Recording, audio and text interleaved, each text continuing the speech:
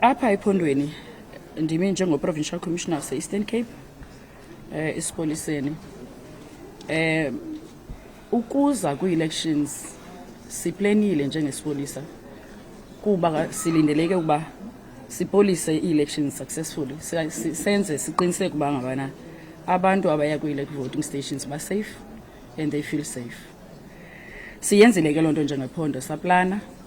Ekuplaneni kwethu sifumanise ukuba ngabana ezinye i-districts, because in the province apha eprovinsini sina i-district ezi-8, sina 8 districts. 4 of the other districts bezingachaphazelwa zii-shortages, but ezi-4 i-districts eziyi-Alfred Nzo, Amathole, Chris Hani ne-OR Tambo, sifumanise into yoba amanani okuba siqiniseke ukuba ngabana i-voting station nganye inepolisa ayashota. Sacela ke kuNdlunkulu kwi-head office uba mayisincede. Yasinceda ke nyani i-head office, yasithumela abantu from national head office. Sathatha ke from the district ezine-members ezaneleyo, i-district efana ne-Nelson Mandela Bay, ne-Buffalo City Metro, ne-Sarah Baartman. Sathatha from those districts sa-augmenta amanani ezi-district ezine-shortages. Siyenzile ke loo nto. Saqala ke njengeprovince sane-plan yokuthi sizobatransporta njani aba bantu, because we had to transport them. Sizoba-accommodate phi, sayenza loo nto. Sayigqiba saba-receiver ke ezi members kwezi districts.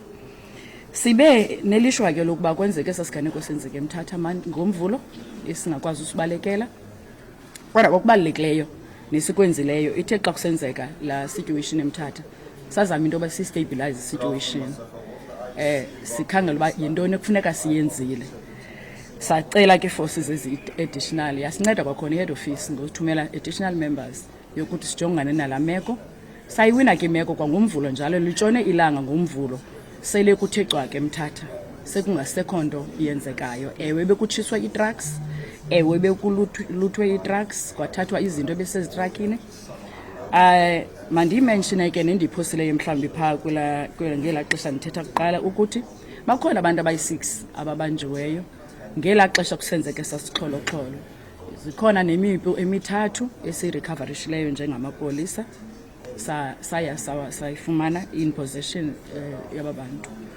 Sisebenzile ke njengamapolisa right through the night ngomvulo ngokuhlwa ukwenzela uba uLwesibini noLwesithathu abe ngumahluko, and ngenene kwenzekile into yoba ngoLwesithathu xa kuvula i-voting stations saba nako uba i-ballot papers zitransportwe usuka ii-warehouses ngamapolisa ne-IEC officials, zavula i-voting stations, zaqhubeka ii-elections peacefully eprovinsini.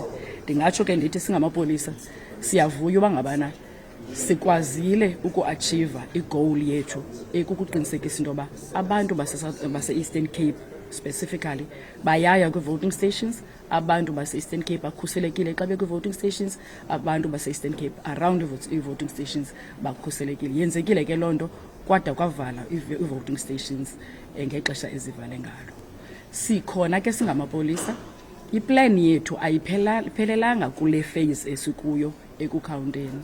Iplan yethu ihamba igqitha iyotsho kwi-phase apho kuzawuannouncwa khona ii-results, igqithe iye kwii-celebrations apho kuzawuthiwa xa ku-announcwa ii-results kubekho abantu abagcobayo benza imivuyo. Silungile, siredi for ukuba sipolise that last phase of the elections. Enkosi.